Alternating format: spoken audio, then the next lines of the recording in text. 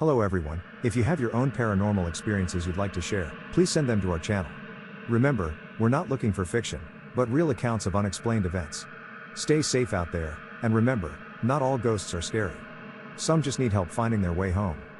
The U-Haul truck groaned to a stop outside 3860 Carolina Street, its engine ticking in the December cold. Latoya Ament stepped out onto the cracked sidewalk, her breath forming white clouds in the frigid Gary, Indiana air. Behind her, the voices of her three children, 7-year-old Amari, 9-year-old Tashawn, and 12-year-old Tay, carried on the wind as they tumbled from the cab. "This is it?" Tay asked, her voice tinged with disappointment as she surveyed the small, two-story house with its peeling white paint and sagging porch. Latoya forced a smile. "It's going to be home," she said, fishing the keys from her pocket. The metal was so cold it burned her fingers.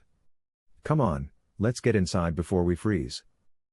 The house on Carolina Street wasn't much to look at, a modest rental property in one of Gary's struggling neighborhoods. But it was what Latoya could afford as a single mother of three, and after months of searching, she was grateful to have found anything at all. The rent was surprisingly reasonable, which should have been her first warning. As they climbed the creaking front steps, Latoya noticed the previous tenant had left behind more than she'd expected. The basement was cluttered with old furniture and boxes, and there was an odd smell throughout the house, not quite mold, not quite decay, but something else entirely. Something that made her stomach turn slightly. "Mom, why does it smell weird?" Amari wrinkled his nose as they explored the main floor. "Old houses always smell funny at first," Latoya replied, though privately she wondered the same thing. "We'll air it out." That first night, as they ate takeout Chinese food on the living room floor surrounded by moving boxes, Latoya felt a cautious optimism. It had been a difficult year, losing her job, struggling to make ends meet, dealing with her mother Rosa Campbell's increasing health problems. But here, in this house, they could make a fresh start. She had no way of knowing that she had just moved her family into what would later be called one of the most haunted houses in America. The first signs were subtle, so subtle that Latoya initially dismissed them as the normal sounds of an old house settling. There were footsteps in the night, creaking floorboards when everyone was asleep, and doors that seemed to swing shut on their own. The children complained about bad dreams, but children always had bad dreams in a new place, didn't they?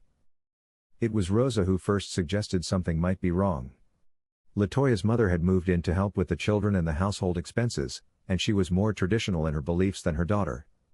She carried sage through the house, muttering prayers under her breath. "This place has a darkness in it," Rosa told Latoya one evening in January, about a month after they'd moved in. "I can feel it pressing down on me, especially in that basement." "Mom, please," Latoya sighed. "The kids don't need to hear talk like that." But even as she said it, Latoya had to admit the basement made her uncomfortable too. The children refused to go down there at all, claiming it was too scary. When Latoya ventured down to do laundry, she felt watched, as if invisible eyes were tracking her every movement from the shadows between the exposed ceiling joists. The smell she'd noticed that first day seemed strongest in the basement. It was earthy and wrong, like something rotting beneath the concrete floor. She bought air fresheners, opened windows despite the cold, but nothing seemed to help. Then came the night in late January when everything changed. Latoya woke to the sound of her youngest son, Amari, talking to someone in the living room. Glancing at her alarm clock, she saw it was nearly 3 in the morning. Concerned, she padded barefoot down the hall and found him sitting cross-legged on the carpet, apparently having an animated conversation with empty air. "Amari, honey, what are you doing up?" He looked at her with the matter-of-fact expression that only children can manage. "I'm talking to the man. He says he used to live here." Latoya's blood chilled. "What man?" "There's no one here." Amari pointed to the corner near the front window. "Right there. He's old and he's wearing funny clothes. He says his name is... I can't say it right." "Amari, there's no one there. You're dreaming. Come on, let's get you back to bed." But as she guided her son down the hall, Latoya couldn't shake the feeling that the corner he'd pointed to was colder than the rest of the room.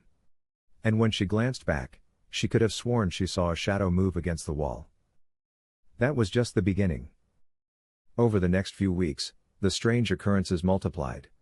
All three children began reporting encounters with the man and other figures they claimed to see throughout the house. Tay, the eldest, was the most descriptive. She spoke of a tall, thin man in old-fashioned clothing who would stand at the foot of her bed at night, just watching. Sometimes, she said, there were others with him, women in long dresses, children who looked sad and lost. They don't talk much, Tay explained to her mother one morning over breakfast. But the man, he whispers things. I can't understand what he's saying, but it makes me feel scared. Latoya took them all to see Dr. Jeffrey Onyeyama, a family physician she trusted. She was hoping he might prescribe something to help them sleep better, or perhaps refer them to a counselor. Instead, Dr. Onyeyama listened to their accounts with growing alarm. The children appear to be experiencing shared hallucinations, he told Latoya privately. This is extremely rare and concerning. Has there been any trauma? Any environmental factors that might explain this? Nothing I can think of, Latoya replied, though she didn't mention her own growing unease about the house. Dr. Onyeyama prescribed mild sleep aids and recommended regular follow-up appointments. But the visits only became more troubling. During one examination, he claimed to witness Amari speaking in a voice that didn't sound like his own, deeper, older, speaking what sounded like Latin phrases. Mrs. Ammons, the doctor said afterward, his face pale. I think you need to consider the possibility that something is seriously wrong in your home environment. By February, the situation had deteriorated dramatically. The children were barely sleeping. They complained of being touched by invisible hands, of hearing voices calling their names, of seeing figures that would disappear when adults looked. Worse, they were beginning to exhibit disturbing behaviors. Rosa found Tashawn one morning sitting in the basement, staring at the concrete wall and speaking in a language she didn't recognize. When she called his name, he turned to look at her, but his eyes seemed vacant, as if he was looking through her rather than at her. That's not my grandson in there, she whispered to Latoya. Something else is looking out through his eyes. Latoya wanted to deny it, wanted to cling to rational explanations, but she was running out of them. The house itself seemed to be changing around them. Rooms would be inexplicably cold despite the furnace running constantly. Light bulbs burned out faster than they should. Electronics malfunctioned without explanation. And then there were the sounds. Every night, usually between midnight and 3 a.m., the house would come alive with noises. Footsteps paced the floors above while the family huddled together in the living room. Doors slammed. Something that sounded like furniture being dragged across wooden floors echoed from empty rooms. Once, Latoya heard what sounded like a crowd of people talking in the basement, but when she worked up the courage to investigate, she found nothing but silence and that overwhelming sense of being watched. The breaking point came on a frigid night in early March. It was 2:47 a.m. when Latoya woke to the sound of screaming. Not the normal cry of a child having a nightmare, this was different. Primal. Terrified in a way that cut straight through to her maternal instincts and set her running down the hall before she was fully conscious. She found Amari in the bathroom, pressed against the far wall, his eyes wide with terror as he pointed at the bathtub. The lady! He shrieked. The dead lady in the water. Latoya looked at the tub, which was empty and dry.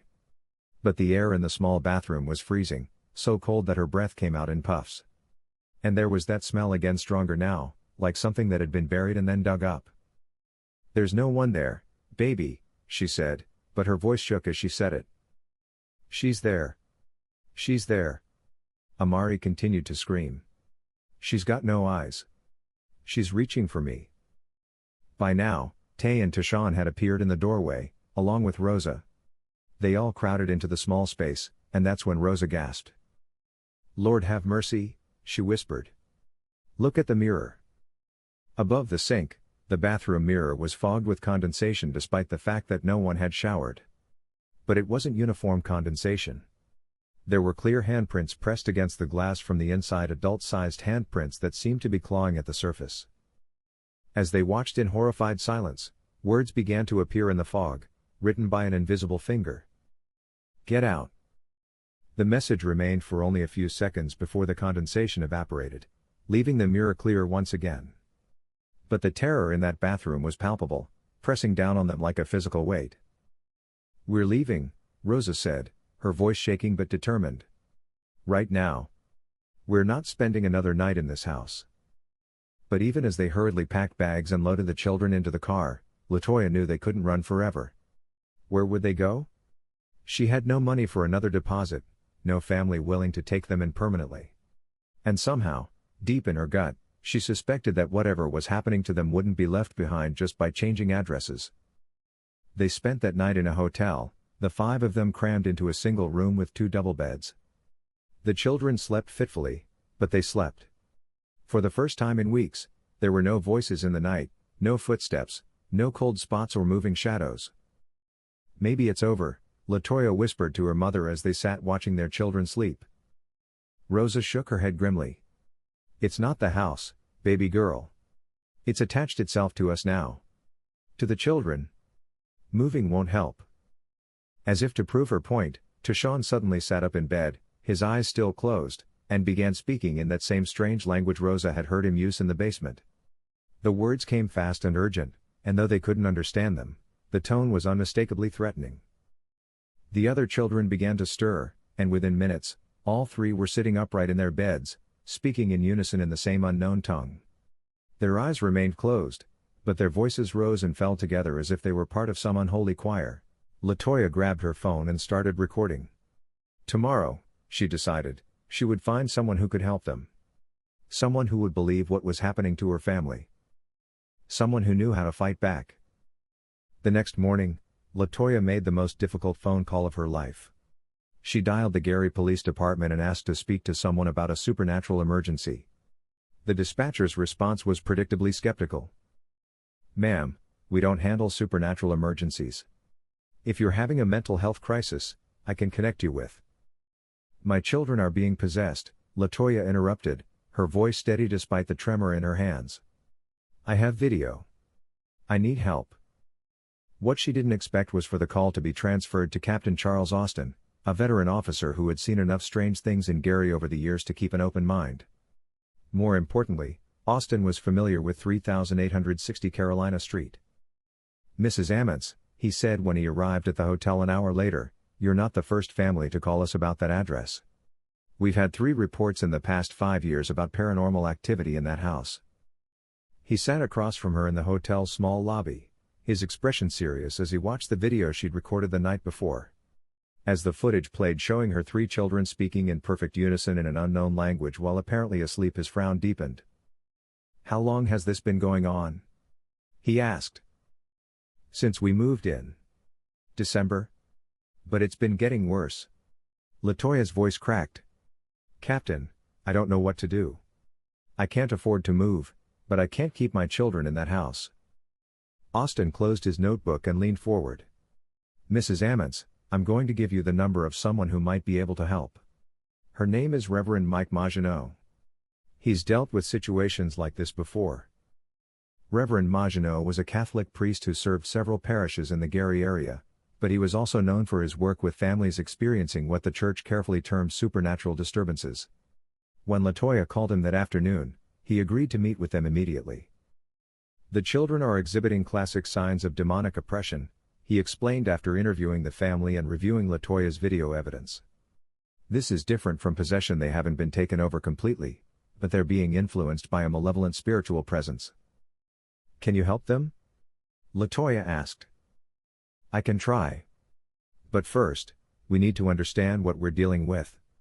I'm going to arrange for the house to be investigated by some people I trust. In the meantime, you should not return there under any circumstances." The investigation team included paranormal researchers, a psychologist, and Reverend Maginot himself.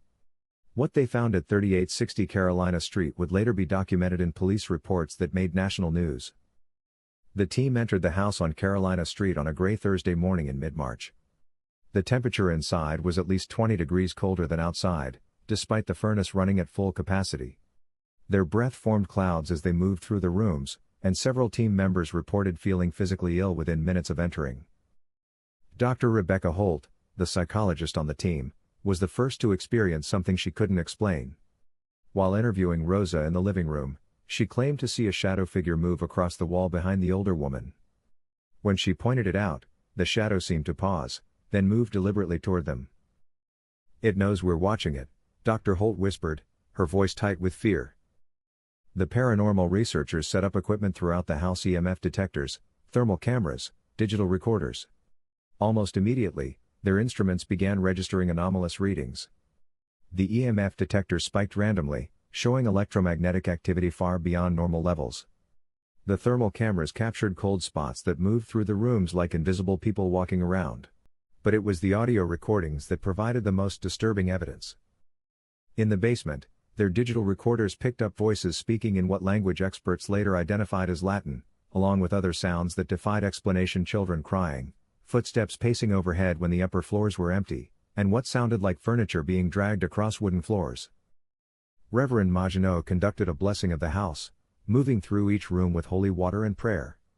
In the basement, his voice began to shake as he recited the traditional blessing.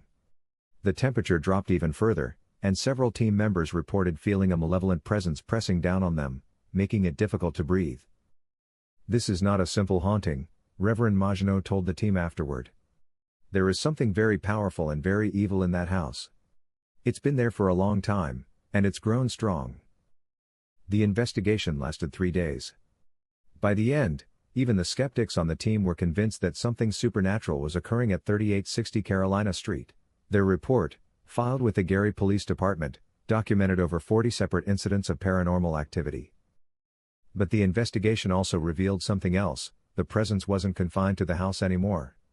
It had indeed attached itself to the Emmons family, particularly the children. During the investigation, while the family was staying at a different hotel across town, 9-year-old Tashawn began exhibiting the same behaviors he'd shown at the house. Hotel staff called 911 when other guests complained about a child speaking loudly in a strange language at 3 in the morning. When paramedics arrived, they found Tashawn sitting in the hotel hallway, his eyes rolled back, speaking rapidly in Latin. According to the incident report filed by EMT Joe Martinez, the boy demonstrated knowledge of Latin phrases that would be impossible for a 9-year-old to know. He was reciting what sounded like religious text, Martinez later told reporters. But it was backwards, like he was trying to reverse the meaning. And his voice, it didn't sound like a child's voice. Reverend Maginot knew they were running out of time. The attacks on the children were becoming more frequent and more severe. Amari had been hospitalized twice in the past week, once after he stopped breathing for nearly a minute while speaking in tongues, and again after he injured himself during what doctors could only describe as a supernatural seizure. "The entity is growing stronger," Reverend Maginot explained to LaToya. "It's feeding off the fear and trauma it's causing. If we don't act soon, I'm afraid one of your children might not survive the next attack." The decision to perform an exorcism was not made lightly. Reverend Maginot had to get permission from his bishop, who required him to follow strict church protocol. The children underwent psychological evaluation to rule out mental illness. Medical doctors examined them to ensure there were no underlying physical causes for their symptoms. When every rational explanation had been exhausted, the church gave its approval.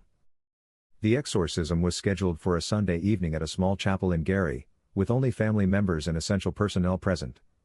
Reverend Maginot had performed exorcisms before, but never on children this young, and never in such a severe case. The ritual began at sunset.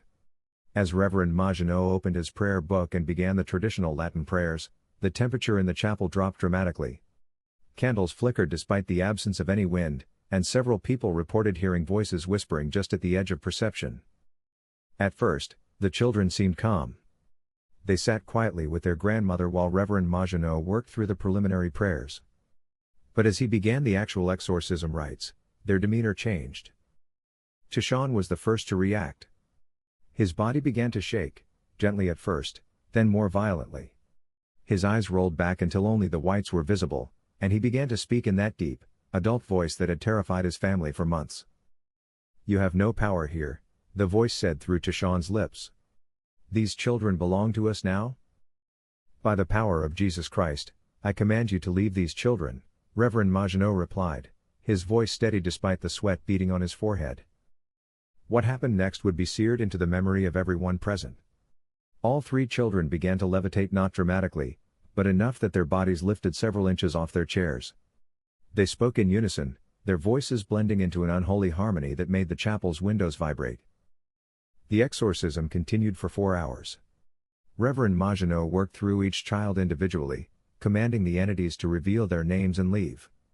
The children convulsed, spoke in tongues, and at one point, Amari's body contorted in ways that should have been physically impossible for a 7-year-old. Witnesses later described seeing shadows moving around the chapel that seemed independent of any light source, and hearing sounds like chains rattling and doors slamming, though all the doors remained closed and locked. Finally, near midnight, there was a moment of perfect silence. The children stopped speaking, their bodies relaxed, and they collapsed into their chairs as if exhausted. Reverend Maginot continued praying for several more minutes, then pronounced the ritual complete. "It's over," he whispered, though privately he worried it might not be that simple. For 3 days, it seemed like the exorcism had worked. The children slept peacefully for the first time in months.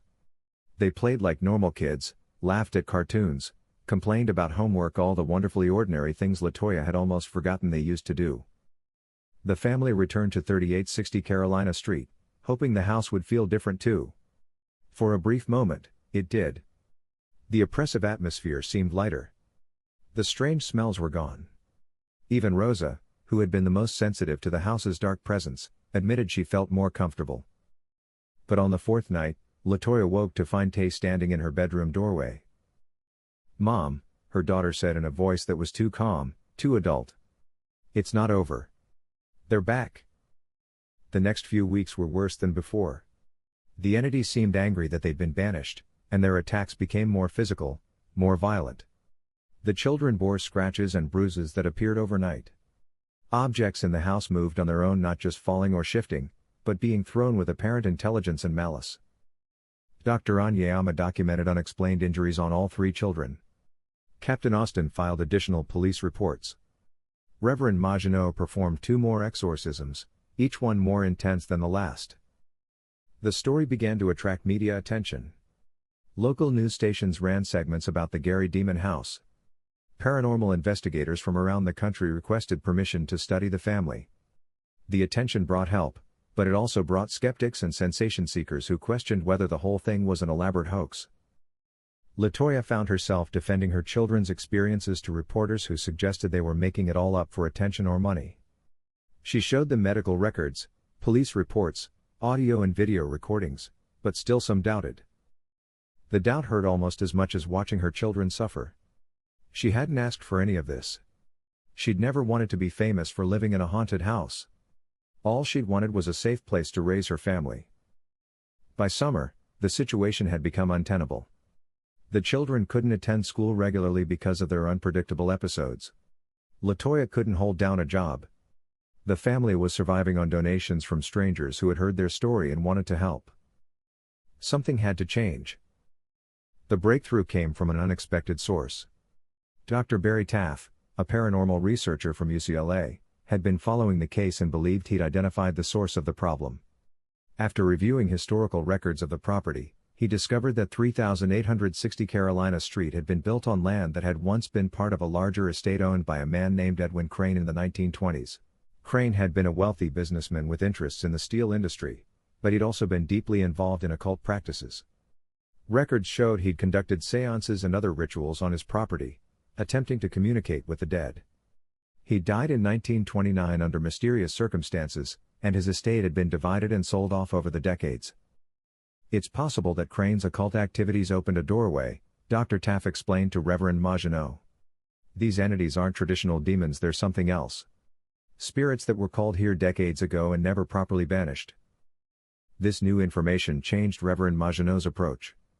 Instead of a traditional exorcism, he decided to attempt a cleansing ritual specifically designed to close spiritual doorways and send wandering spirits back to where they belonged. The ritual required more preparation than a standard exorcism. Reverend Maginot worked with practitioners of other faiths, a Native American shaman who understood the spiritual significance of the land, a rabbi who brought knowledge of Kabbalistic protection rituals, and even a Wiccan high priestess who specialized in closing unwanted spiritual portals. "We're not just fighting one entity," Reverend Maginot explained to the gathered team. "We're dealing with multiple spirits that have been trapped here for decades. They're not evil in the traditional sense, they're lost, confused, and angry. Our job is to help them find peace." The cleansing took place on the first night of autumn, when the veil between worlds was said to be thinnest. The entire team worked together, each contributing elements from their own spiritual traditions. They burned sage and sweetgrass, drew protective symbols in salt around the house's perimeter, and chanted prayers in multiple languages. In the basement, where the activity seemed strongest, they found what Dr. Taff had been looking for: a circle carved into the concrete floor, hidden beneath decades of accumulated dirt and debris. It was clearly the remnant of Crane's ritual space. "This is where it started," Reverend Maginot said softly. "And this is where it has to end." The cleansing of the ritual circle took hours. Layer by layer, they removed the spiritual contamination that had built up over decades. As they worked, the house itself seemed to respond. The oppressive atmosphere lifted. The temperature normalized. Even the smell that had plagued the house since the family moved in finally dissipated. But the real test came when the Emmons children entered the house. For the first time since December, they walked through the rooms without fear. Amari ran up and down the stairs, delighting in the sound of his footsteps echoing through empty rooms. Tashawn explored the basement, finding it merely a basement: concrete walls, exposed pipes, and stored furniture, nothing more. Tay, the eldest and most sensitive to the supernatural activity, spent several minutes in each room before finally turning to her mother with tears in her eyes. "They're gone, Mom," she whispered. "They're really gone."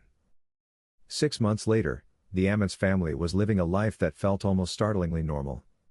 The children were back in school full-time, their grades improving as they caught up on months of missed education. Latoya had found steady work and was even considering taking classes to finish her degree. Rose's health had improved dramatically once the constant stress of the supernatural activity was removed. They decided to stay in the house on Carolina Street. After everything they'd been through, moving felt like admitting defeat. Besides, Dr. Taff assured them that the cleansing had been permanent. The spiritual doorway was closed, and the land had been restored to its natural state. "This is our home," Latoya told a reporter who asked why they hadn't left Gary entirely.